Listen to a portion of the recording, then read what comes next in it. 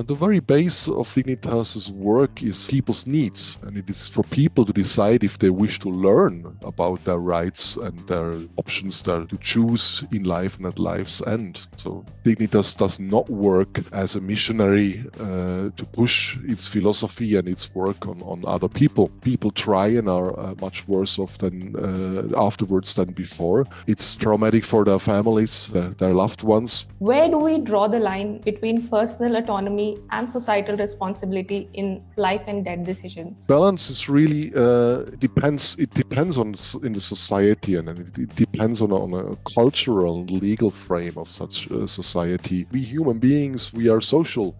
We are social beings, aren't we? We are not only individual, and we don't go through life all by ourselves without any contact to. We have family, we have friends, we are embedded in society. Hello and welcome to another episode of the Global Indian Podcast. British philosopher and economist John Stuart Mill once said, and I quote, "Over himself, over his own body and mind, the individual is sovereign." That's correct. Today, we are stepping into one of the most challenging yet essential conversations of our time. The right to die, the dignity of choice, and what it means to truly live and live with autonomy. Joining us today is a distinguished representative from Dignitas, To Live with Dignity, To Die with Dignity, a Swiss non-profit self-determination, autonomy, and dignity group known globally for its work on assisted dying, suicide prevention, legal reform, and self-determined living. Since its founding in 1998, Dignitas has become a pioneering voice advocating for freedom of choice and self-responsibility at the end of life. Their commitment to human dignity transcends borders, legal systems, and cultural taboos. Mr. Silvan Luley, welcome to the show. Tell us about yourself and the incredible work that your organization has been doing. My name is Silvan Luley. I'm a team member of Dignitas To Live with Dignity, To Die with Dignity, as you said, a Swiss non-profit human rights end-of-life choices organization founded in 1989. And I'm a team member who has been working with the organization for 21 years. Now, Dignitas To Live with Dignity, Die with Dignity, that's the full and correct name, and we use Dignitas as an abbreviation for easier speaking and writing, of course. And Dignitas works to educate on, implement, and secure freedom of choice, self-determination, and self-responsibility regarding quality of life, in life, and at life's end.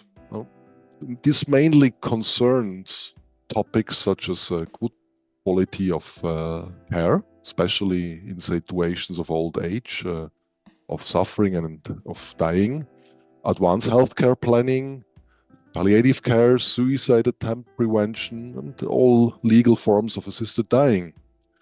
Now, part of this is the right of every competent individual to decide on the time and manner of their own end of suffering and life, which certainly here in Europe is a human right, and the freedom of choice acknowledged by the European Court of Human Rights in a case which we did many years ago, and which has been confirmed in other court judgments.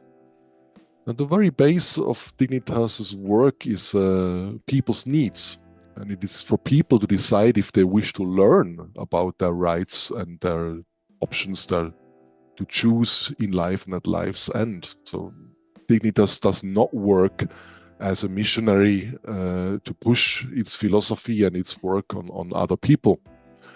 So out of this, the main task of Dignitas is daily advisory work. People contact us from all over the world with questions for reasons such as they have, for example, they have experienced a family member, a loved one, in a difficult dying situation, and now they wish to take measures to avoid that for themselves. Some are diagnosed with an illness, and an illness which already impairs their quality of life. Some are in an emotional crisis for whatever reason there may be, and some just simply share the values, the approaches of Dignitas, and wish to support the organization and push for similar approaches in their own country where they call us from. Now, small number of these people wish to put measures in place that allow them to have a self-determined end of suffering in life. This is, so to say, for them to have an emergency exit door if their suffering becomes too much for them to bear. And this is, of course, especially the case if the legal situation in their country is such that they cannot have this choice at their home. And mainly they wish to have the option of a legal, professional, physician-supported, accompanied assisted suicide, simply called voluntary assisted dying, or in short, assisted dying, or also called medical aid in dying or medical assistance in dying. Different countries around the world are different names. So it is, from our point of view, it is the task of society in general, in the cultural legal frame of such a society, to discuss and reflect and choose how to balance individual wishes on the one hand, and how such decisions impact others, third persons on the other hand, and then how to implement that in the legal system, in a law frame, so that there is a safe system which gives choice to people, which allows doctors and healthcare professionals to support that. And one thing we need to be very clear about is that depriving people of the option to access professional assistance, to talk about their end-of-life wishes, and to deny them the choice to access to professional assistance to end their suffering in life, will not do away with these people's wishes. And what's much worse, such denying will cause considerable harm, will have considerable negative effects, which is that such people will then turn to do-it-yourself suicides and do-it-yourself suicide attempts, which are very often traumatic for them. They are risky. People try and are much worse off than afterwards than before. It's traumatic for their families and their loved ones, and it also has a very negative effect on society in general, as there are also third persons which are affected by such do-it-yourself suicides. So really the way forward, and this is the core of our work, is to where there are countries with people who wish to have choices in life and at the end of life, and wish to have self-determination in regard of shaping the end of their life, to support, to educate, to empower these people to find the right way for them. They decide which way they go, and we provide information on a way forward. And besides it, also work separately with politicians and lawyers and so on, to move forward a way that the assisted dying laws are implemented in the countries where these people come from. All right.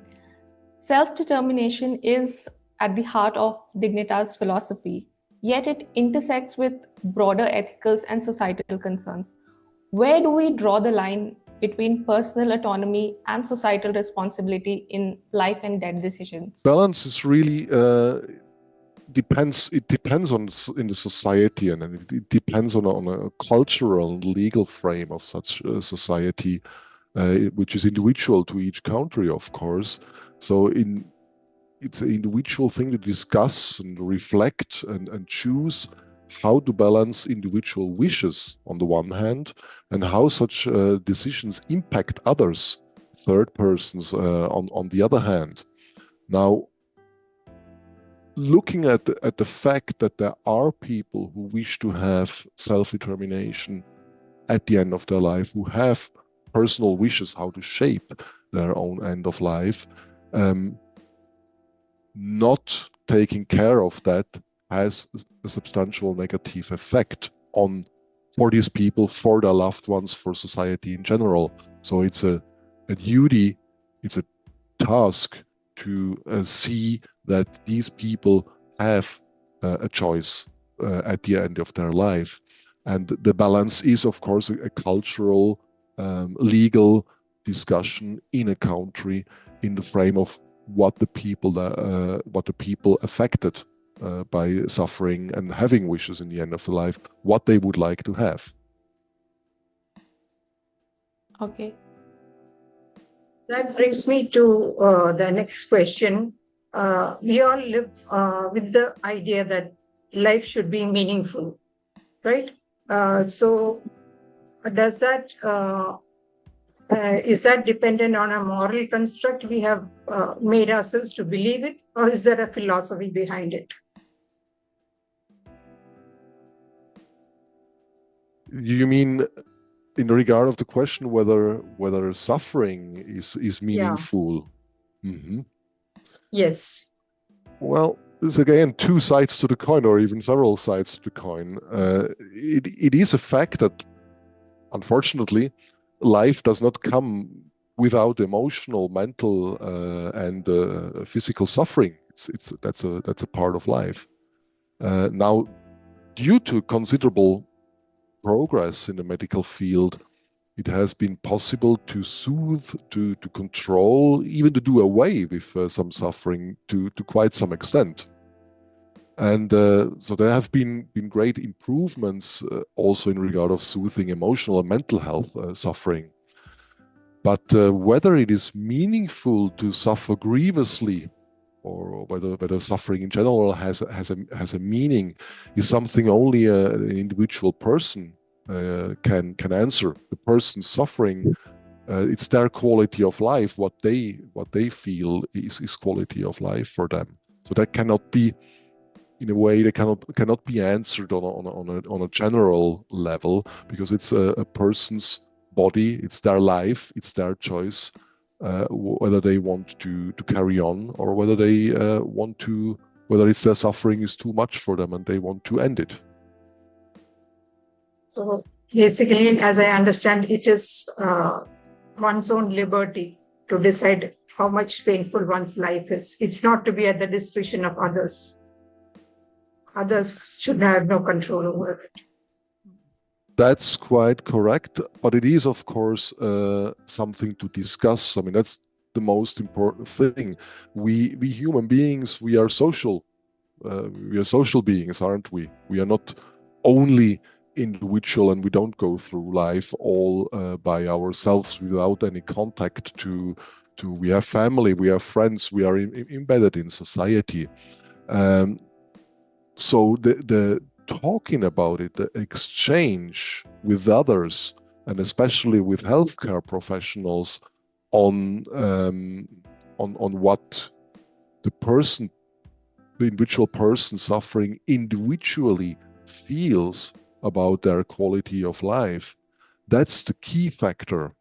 So if you have your own views and ideas, but you have no possibility when a suffering is there, and you want to have a solution for that suffering, such as, for example, voluntary assisted dying, and you have no one to talk to because the taboo is too strong, or because the law would not allow professionals, healthcare professionals, psychologists, therapists, psychiatrists, etc., to talk openly with that individual about it, then that conversation is blocked. And that leads to the person being all alone with their views, and they can't go anywhere out there to receive support and to find a solution. And this has an inherent danger of such a person, especially in emotional crisis, that they go down a spiral, stairway down and down and down, stuck in their own thoughts, stuck in their suffering, for which they cannot find support to solve it. And at the end of the day, might well sit at the bottom of a deep hole, and then the only thing they see is the sky, and that's exactly where they want to go, which means they would then be at risk to do a suicide attempt to stop their suffering. But with doing such a suicide attempt, they run a high risk of failure. There is research which shows that up to only 1 out of 50 suicide attempt leads to death, so which means 49 out of 50 people trying a suicide attempt survive, often in a much worse state of health afterwards. And also the impact on their family, on society in general.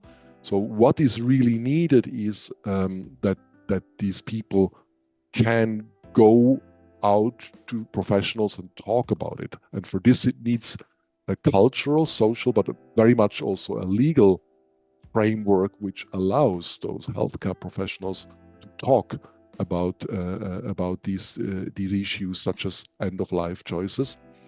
That's a key factor, to start talking with each other, do away with the taboo, and to educate and empower professionals, also to educate the public to come forward and talk about it, so that the problems which brought the person to wish to have an end to their life in the first place, that root of that issue which brought them to that point, can be talked about, and together maybe it's possible to find solutions towards life instead of towards death, and especially to find what paths forward to avoid that the person will choose a do-it-yourself, lonely do-it-yourself suicide, which is very, very risky.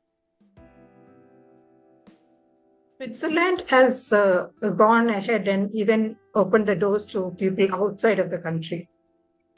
Am I right? I read somewhere that one American woman chose to go to Switzerland for assisted dying.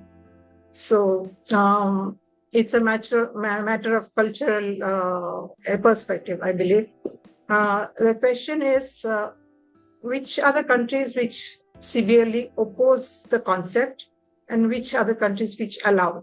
And how does the government fit in those two scenarios? I think we need to be clear that there is an individual cultural, political context, of course, why some countries have not legalized assisted dying, whilst others like Switzerland have had it for many years, and some countries have followed over the past 10, 20 years, such as here in Europe, for example, in Spain, in Italy. There is movement. There has just now been in Britain. There's just now been a third reading of an assisted dying bill for terminally ill in the House of Commons. So there is worldwide quite some development towards legalization. But indeed, I mean, there are countries with no other cultural context where there is no such development, but we need to be clear that the views of the politicians or medical board functionaries and also the church is often not in line what the people want. There's quite a big gap between the two. And when we look at polls from many different countries, we often see that there are majorities. The people are pro-choice, pro-self-determination, pro-freedom of choice in life just as much as also over their end of life. But the political climate or the politicians' view may be different. So there is a old dilemma between who exerts power over whom. What is the job of politicians? Politicians, at least in democratic societies, they are elected by the people, and they are there to serve the people, and they have only borrowed their power from the people for some time. This is the very base of democracy. And it appears that some functionaries, some politicians think they only have their power to serve their own ego and to make profit or whatever. So it is really something which needs to come from the people to either elect other people or to do court cases which change the law, to start a civil rights movement, so that when there is a majority of people in a country, that they will put pressure on their politicians to change the law, to do a law which allows for end-of-life choices in their country. Have you worked on any cases in India per se? No, we haven't done a court case in India ourselves, and have not cooperated with many years ago. If I remember correctly, there was even an small Indian assisted dying organization, but it disappeared several years ago. But if there is a civil rights movement that would see a possibility of doing a precedent case in India to push for the change of law in India, to legalize assisted dying in India, then of course they are welcome to get in touch, and so that a cooperation is possible to support and to support such a project. We have done several court cases over the past 25 years, and one of the most important case was one that we brought to the European Court of Human Rights, where in 2011 that European Court of Human Rights decided it is a human right to decide on time and manner of your own end in life, provided, of course, you are mentally competent to make such a decision and to act accordingly. So in other words, here in Europe, it is to choose time and manner of your own end in life, and also to get support for it, is a basic, is a human right. And we have done and supported cases in Germany, in Canada, in Austria, also in Italy. And for example, in Germany and Austria, the cases which we supported and co-worked with led to abolishing a prohibition of assisted dying, and led to a legalization of it. Same happened in Canada several years ago, the Carter versus Canada case, which overturned the blanket prohibition of assisted dying, and now Canada has medical assistance in dying for several years already. I'm sure with the incredible work that your organization is doing, there are a lot of critics and a lot of criticism about it. One of the most common criticisms of assisted dying laws is the fear that they may be abused or misapplied. And some argue that it could lead to a slippery slope where vulnerable people feel pressured to end their lives. So how does Dignitas ensure that this does not happen? This argument of vulnerable people getting under pressure and the slippery slope, these are inventions by religious and conservative opponents who hold ideological and financial interests in depriving people of freedom of choice. The fact is that it is mainly the above average educated, the self-determined people who choose assisted dying. And by now there are a number of academic research results and moreover many years of experience in several countries, also here in Switzerland, which show that in practice the scenario of vulnerable people and being pressured to end their life simply does not exist. Now, the argument about protecting vulnerable is in fact is a very toxic in the context of self-determination, because it stigmatizes and belittles people. Not all people who are stamped as vulnerable will see themselves as vulnerable. And concerning that slippery slope argument, it should be noted that it is inherently negative and an empty shell argument, which the slippery slope simply does not happen. And again, it's repeatedly used only by opponents of assisted dying. The slippery slope argument is simply not true, because it's always possible to stop any unwanted development by law. You can do a law which will not which will make sure to protect against a slippery slope. And the other thing is, a slippery slope means that you come onto a slope which is always negative and you can't do anything about it. But that's not true in the assisted dying field, because there is sufficient experience now how assisted dying works in practice. And on top of it, assisted dying, seeing as a slippery slope, doesn't make any sense, the argument, because it's in fact a positive slope. Now, starting with the argument and the fact that choosing the time and manner of your own end in life is a human right, that means that if more people make use of assisted dying, or people generally making use of assisted dying, they simply make use of a human right. So there's no slope there, there's no slippery slope there, but in fact, it's a positive development that less people will turn to do-it-yourself suicides, with all the negative effects of do-it-yourself suicides and suicide attempts. But more people will turn to healthcare professionals, doctors, therapists, psychiatrists, etc., start discussing about the problems that they have, which leads them to wishing to have an end-of-life option. And in this frame, it's then possible to talk about it, to find solutions together. So the slippery slope is an invention, and it doesn't exist. And if there is a development where more people make use of assisted dying, and that's clearly a positive development, because these people do so in the frame of in the legal frame that there is, and with the support of professionals.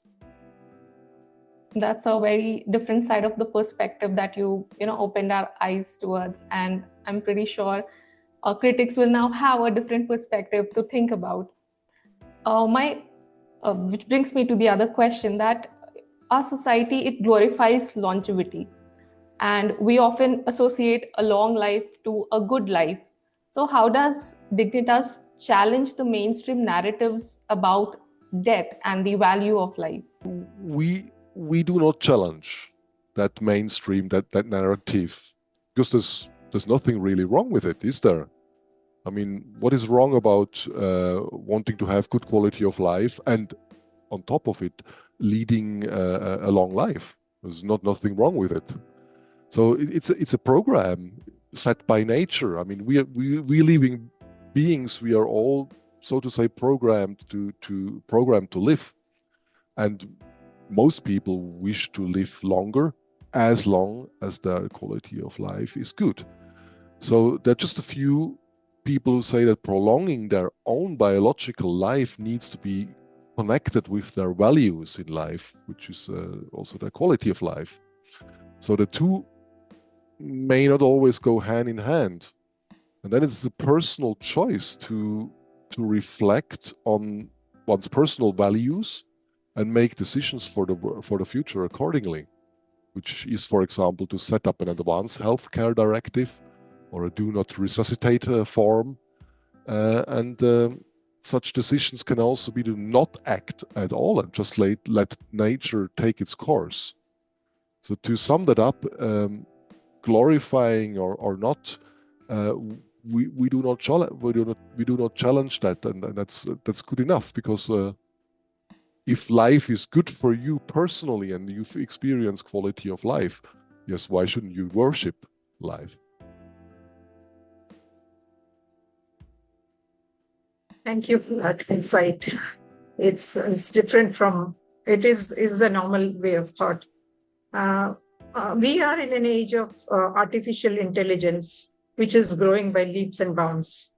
So much so that tomorrow singularity will happen when AI will surpass human intelligence. On the other side, medical advancement is also going at a very high pace. So at one point, decades from now, how do you see the debate of assisted dying unfold? Do you see any difference in the mindset of the people? Do you think they will be more pro assisted dying in the future? It's all about what people perceive to be the good quality of life on their personal level. And it is, of course, a development worldwide which came with prosperity, with good medical care, with individualism, with people starting to shape their own life, where automatically thinking about the end of life became part of it, and individually shaping the end of life, because the end of life is part of life. It's not, the dying and death are not something separate out there. They belong to life. We are all going to die one day. That's a fact, at least at this time now, with the medical science that we have today. I am mortal. I'm going to die one day. It's very, very, very clear. But we have the possibility, if the law of a country where you live allows that, to plan ahead for that. And even if there are no possibilities to, for example, do an advanced healthcare directive or to have assisted dying, still we can talk with others about our end-of-life wishes, about things like quality of life, etc. So this conversation, getting that conversation started, is an essential factor which is happening around the world, and which is the reason, amongst many other factors such as development in medical science and economic prosperity, etc., that more people say, I am at the driving seat of my car, so car being my life. I decide whom am I going to marry. I'm going to decide whether I study this or that direction, whether I do this or that job, etc. So it comes natural that I also decide about what shall happen towards the last stage of my life, whether I want to be taken care of at home, whether I go to a care home, all these things. So people are getting more used to make decisions for themselves. And a good state serves people by providing a law frame which allows them to enjoy life in a responsible way, and also to shape the end of life, no matter what their age is and no matter what the future is going to bring. And yeah, and in regard of the future, thinking ahead of what will the future bring, you can quote Mark Twain, who said, prediction is difficult, particularly when it involves the future. So we don't know, nobody knows. But what we know for sure is that our life is going to end one day, and that we can talk about it with our family, with our loved ones, with our healthcare, with our doctor, etc. And that's the key factor to shape, plan ahead, to discuss about these, about our wishes, about our hopes for that, and to plan ahead. But it's also, of course, possible to say, no, I don't want to talk about it. I don't want to plan ahead. And that's fine too. That's what freedom of choice is all about. The people who want to shape their last stage of their life, or who want to do an advanced directive, they have the choice and the legal instruments to shape it. And the people who say, no, I don't want to deal with that. I don't want to discuss it. I don't want to hear about it. I don't want to plan. I just want nature let its course. They have the choice too. They can decide it, and it's left like that. So no obligations, all freedom of choice. This means that the medical fraternity has a job on hand. Even the lawmakers, the politicians, the legal people, everybody has a big hand in deciding. Mainly the people, mainly you, me, everybody, us. It's our life. We can make those decisions. We can reflect about it. We can talk with others. We can decide to talk with others. So it's for us. And in regard of politicians, we elect politicians. So we decide whether we are going to push our politicians to discuss the matter and to make a law which serves us. The same in terms of healthcare professionals. If we want that our healthcare professionals listen to us, we need to discuss with them. We need to push politicians to make sure that healthcare professionals are educated, that they learn about that, that they are allowed to taboo free and legally talk about the issue with us. So it all starts with the individual to change the system or the law, to develop, let's put it that way, to develop as a society in a whole, so that choice is possible in this regard. Yeah. All right, Mr. Luley, for listeners who want to learn more about the work Dignitas is doing or are interested in becoming a member, where can they go to find more information or to get involved? We have a website, www.dignitas.ch, and everything that I've been talking about here, the information brochure, booklets, research papers, statistics, etc., etc., etc. Everything is public on our website.